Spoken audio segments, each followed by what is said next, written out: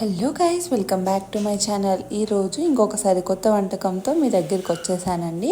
అదే మామిడికాయ తురుము పచ్చడి ఎలా తయారు చేసుకోవాలో చెప్పబోతున్నాను. ముందుగా దానికోసం ఒక 4 పచ్చి మామిడికాయలు అయితే తీసుకున్నానండి. అది నీట్గా వాష్ చేసి పక్కన పెట్టుకున్నాను.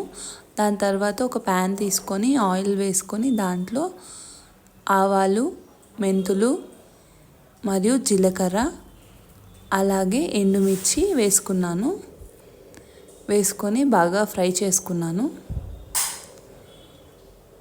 సో ఫ్రై చేసుకున్నాక దాన్ని మనం మిక్సీ జార్లో వేసుకున్నాము సాల్ట్ వేసుకొని. దాని తర్వాత మనం తురిమి పెట్టుకున్న మామిడిని ఇలా ఒక బౌల్లోకి తీసుకొని అలాగే ముందుగా చేసి పెట్టుకున్న పొడిని ఇలా వేసుకోవాలి.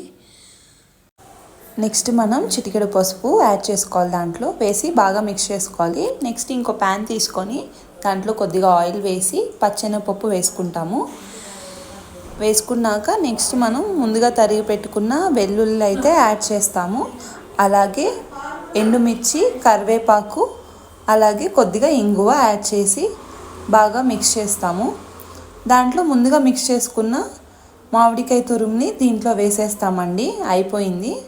సో చాలా సింపుల్గా అయిపోతుంది. మీరందరూ కూడా ఇంట్లో తప్పకుండా ట్రై చేయండి. Thank you for watching. Please do like, share and subscribe to my channel.